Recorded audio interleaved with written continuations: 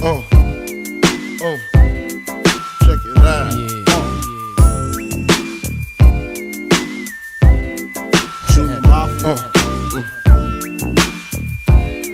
We're going to review what the ops group's responsibilities are going to be for packaging somebody into a Stokes basket. So this is how it's going to come off the rescue, pre-rigged. One of the visual cues you're going to be looking for safety checks on this is make sure we've got the clove hitches with the barrel knots at the bottom. Once that's done and I've confirmed that those are there, then this is safety checked. With this is loose, I'm going to tighten this at the top. And to tighten this at the top, I can do that just by pulling up all this slack and doing enough wraps. For now, we're going to leave this loose because we're going to have this off so that we can tie off our lashing when we put a patient in here. So, the backboard. The backboard's not needed for this, but we need to have one available for those times when we do have a patient that we're going to be treating as a medical patient. So if we've got, or putting somebody on a backboard, we want to do that for a medical reason. So for us, that's going to be suspected spinal.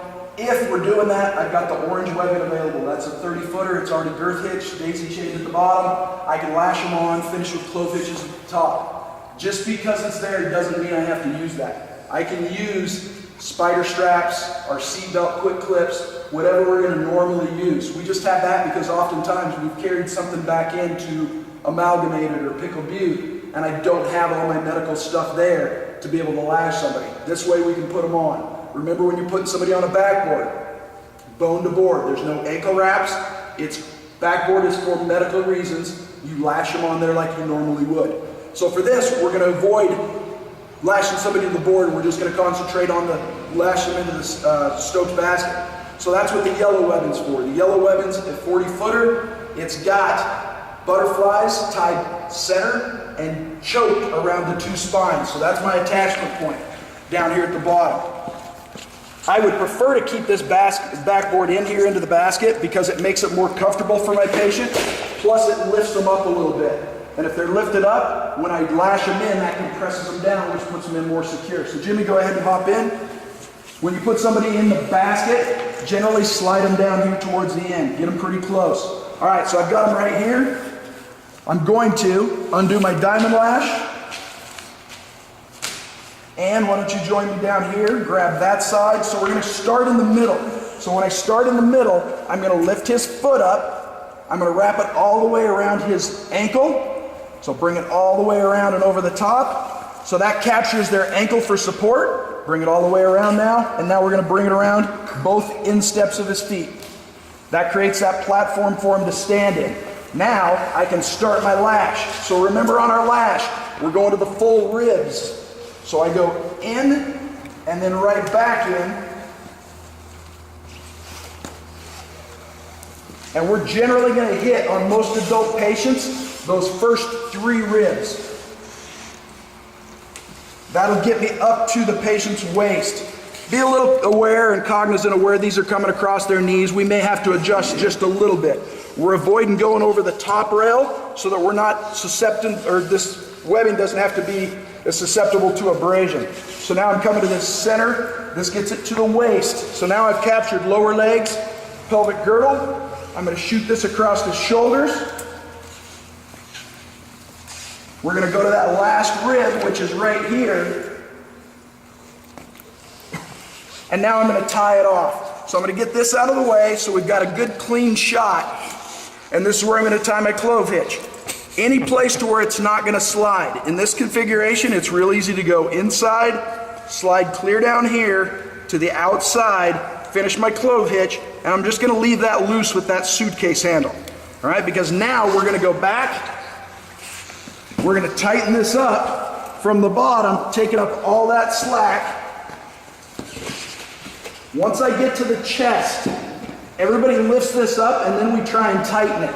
And I want to avoid doing that because if we tighten this now, as it tightens, it's going to come up to his neck. What I want to do is I want to tighten from the bottom, set that center on his chest, hold it, and now while we're holding it here, we're going to grab the tail and the suitcase handle, and now I'm just going to crank on that suitcase handle, hold it with my thumb, and take up the slack. Give it a little ratchet to tighten it down, finish it in the same direction of travel,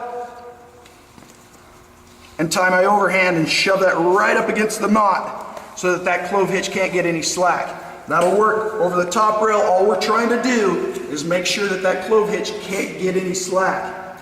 Now I'm going to take my bridle. You're fine. Yep, continue around, and anywhere you tie your safety. That would have been fine right there. Perfect.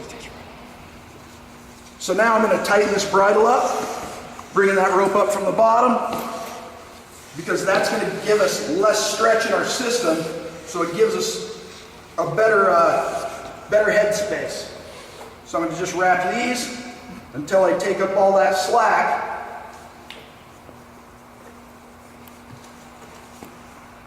Now I've got my two butterflies. My main line's going to attach to both butterflies. My safety line's going to attach to both butterflies. When I put tag lines on, grab me a couple ropes there. If we're going vertical, I'm going to come down. Remember, tag lines are just an extension of your reach. So if I was going to grab the basket here, that's where I'm going to put my tag line. I can tie clove hitch, bowline. We talked about during knots that this is a great place for that scaffold knot. So I'm doing a barrel knot, half of a double fisherman. Tightening that down, choking it up. We'll do the same thing on the other side, because when we're doing tag lines, we've always got to have two. So I'm coming through, tying my barrel knot.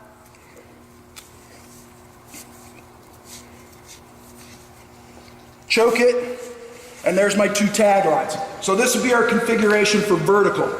But now we're going to convert this to horizontal.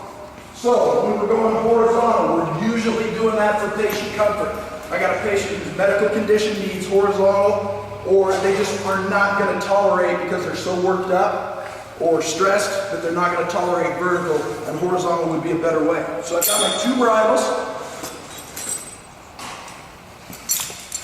with my steel rings. Don't worry about looking for short leg or long leg.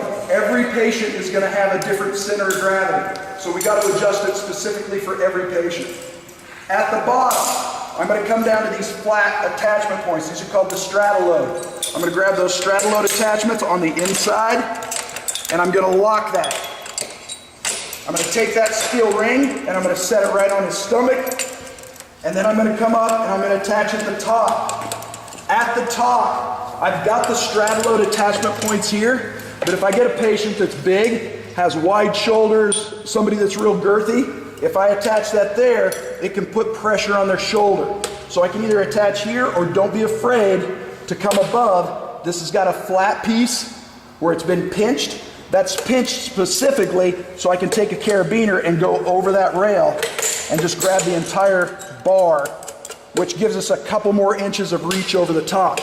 Now I'm going to come down, I'm going to find their belly button, and I want about a thumb width or a thumb height for the steel rings above their belly button. When I'm adjusting these buckles, I need to adjust these at the buckle. So I'm either letting it out there, or I'm pulling from right here. If I try and pull it from this end, I'm going to fight it. So grab it from the buckle, hold those steel rings right where you want them, tension it to that exact spot, and tuck all the slack away. Yep, so we'll pull from the buckle, from right there.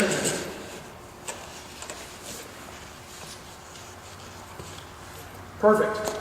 We want all the gates swung in, so everything's facing to the inside, so it's protected from abrasion. Main line, safety line are going to attach right here. Tag lines will now go on the same side. So if that's the outside away from the structure, now I can come around here, come up where I would be grabbing this basket, so right in here, that'll work just fine right there. And I'm going to tie some sort of knot, scaffold knot here, which is that choked barrel knot, and now I've got my tag lines on the same side. So that's going to be your Stokes basket horizontal.